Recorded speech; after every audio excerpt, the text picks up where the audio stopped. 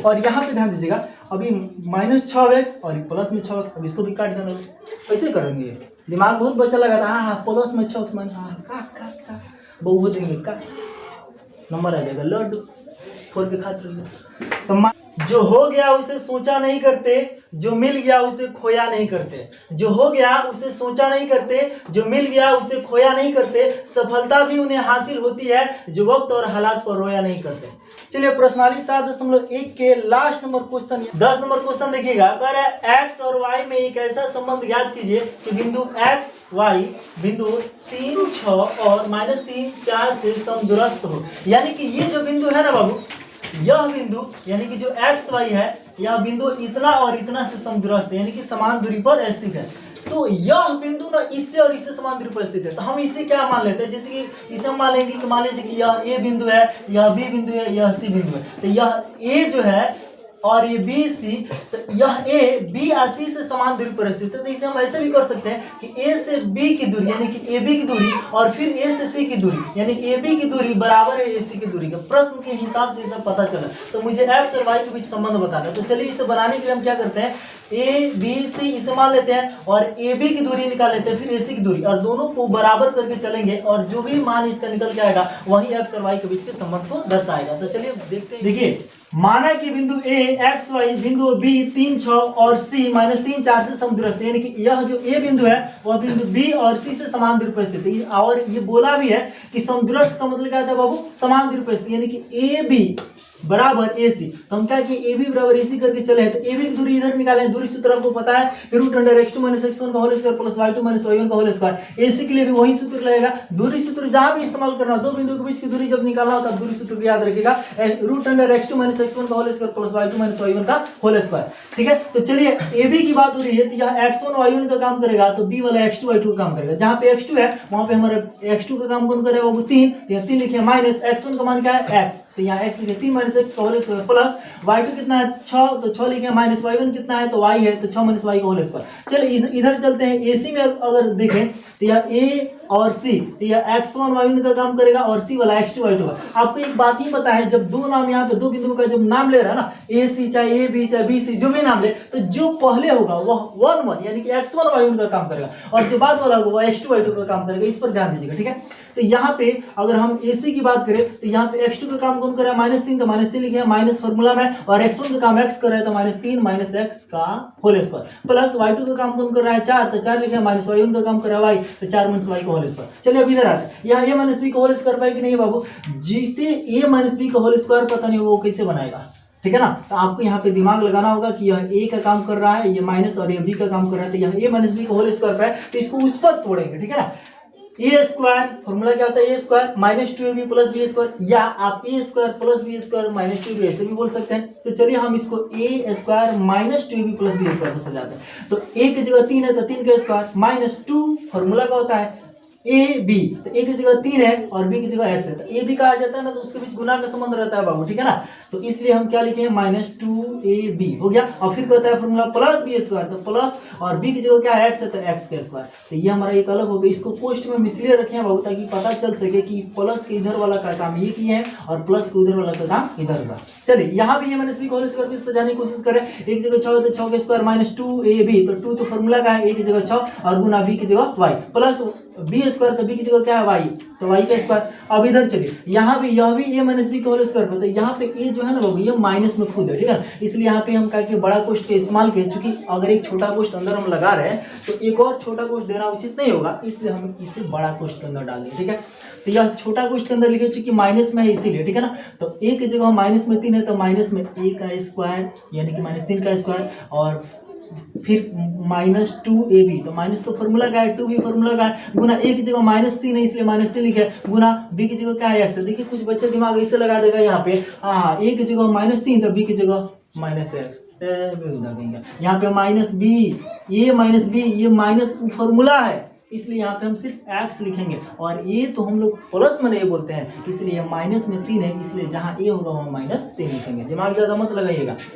और कहता है प्लस बी स्क्वायर, तो बी की जगह क्या है x, तो x स्क्वायर। चलिए यहाँ इधर चलते हैं, ये भी a - b का होल स्क्वायर पर, a की जगह कितना है बाबू 4, तो 4 का स्क्वायर -2ab, तो -2 फॉर्मूला का हो गया, गुना ए की जगह 4 और गुना बी की जगह क्या है y, तो -2 गुना 4 गुना y, अब प्लस बी स्क्वायर, बी की जगह क्या है y, तो y का स्क्वायर। अब चलिए फिर यहाँ आते हैं, इस 3 का स्क्वायर क्या होगा ना, और माइनस इसमें गुना किया 2 3 6 x में गुना हो तो 6x हो गया प्लस x स्क्वायर, इधर आइए 6 का स्क्वायर कितना हो जाएगा बाबू 36 और 2 6 12 y, ठीक है ना, ये माइनस का चिन्ह तो लगेगा ही, और प्लस y स्क्वायर, इधर चलते हैं -3 का स्क्वायर करेंगे तो प्लस में ना होगा, ठीक है, और फिर यहाँ पे माइनस और ये माइनस मिलके क्या होगा प्लस, यानी कि जब गुना करेंगे तो चिन्ह चेंज होगा, तो माइनस इंटू माइनस क्या हो गया प्लस, 2 3 6x और यहाँ पे प्लस x स्क्वायर, इधर चलती है 4 का स्क्वायर क्या होगा 16 और माइनस 2 चौका 8y और प्लस y स्क्वायर। फिर यहाँ आते हैं हम, इस यहाँ पे ना कोष्ठ को तोड़ दिए, ठीक है ना, क्योंकि अब इस कोष्ठ के अंदर कुछ जुटने घटने वाला तो है नहीं, तो कोष्ठ के अंदर रखने से क्या फायदा, इसे हम तोड़ दिए हैं तो जीव का चिन्ह ये भी लिखा गया। देखिए इस कोष्ठ के पहले क्या है प्लस का चिन्ह है, तो अंदर का चिन्ह चेंज नहीं होगा, अगर यहाँ माइनस होता ना बाबू तो सब अंदर वाला चिन्ह चेंज होगा। ये बेसिक नॉलेज है जो आप पहले से जानते हैं। प्लस में 36 है, प्लस में 36 -12 हुई तो -12 हुई, प्लस y स्क्वायर तो प्लस y स्क्वायर है। इधर चलिए ये इस कोष्ठ को भी यदि हम तोड़ने का प्रयास किए तो जीव करते हुए यहाँ भी लिख दिए हैं, ठीक है ना, क्योंकि यहाँ को प्लस का चिन्ह है तो अंदर का चिन्ह इसका भी चेंज नहीं हुआ। अब यहाँ आते हैं, यहाँ पे यह x स्क्वायर को पहले लिखे हैं, फिर y स्क्वायर को लिखे हैं और उसके बाद -6x को लिखे हैं, -12y को, और ये 9 और 36 मिलके क्या हो गया बाबू 45। इसको इसलिए सजाने की कोशिश की है क्योंकि जो चर पद है ना पहले उसको ले लिए और जिसका पावर ज्यादा है पहले उसको ले लिए, उसमें भी यह x वाला है तो पहले x वाला लिए फिर y वाला, और जो अचर पद है लास्ट में चला गया।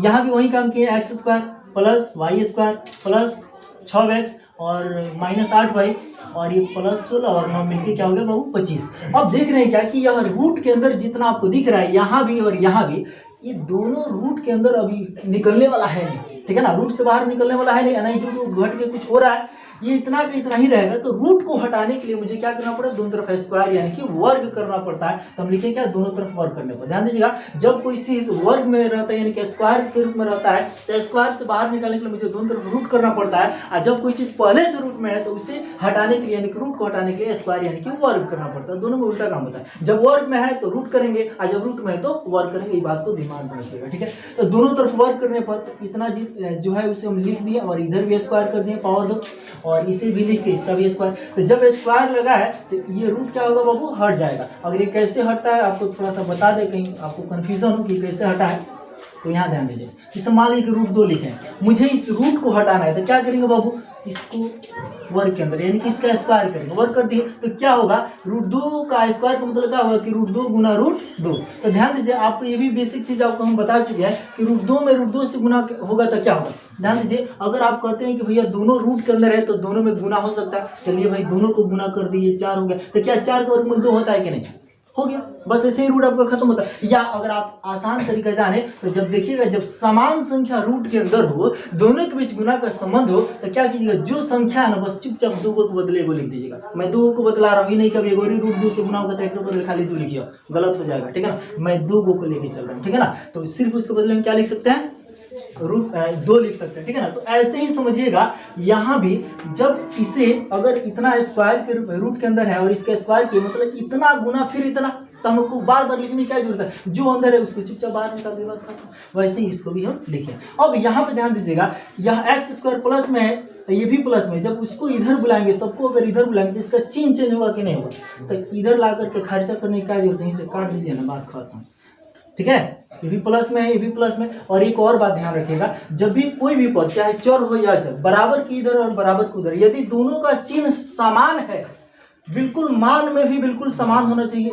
ये x² तो भी x², ये नहीं कि x को काट x² है x को काट दीजिएगा, ऐसा नहीं होना चाहिए। ये भी x² वो भी x², ये भी y² वो भी y²। अगर यह 2 x² तो इधर भी 2 x²। अगर मान में समान हो, चिन्ह भी समान हो, अगर एक बराबर की इधर एक बराबर की उधर हो तो दोनों को काट दीजिएगा, ठीक है ना।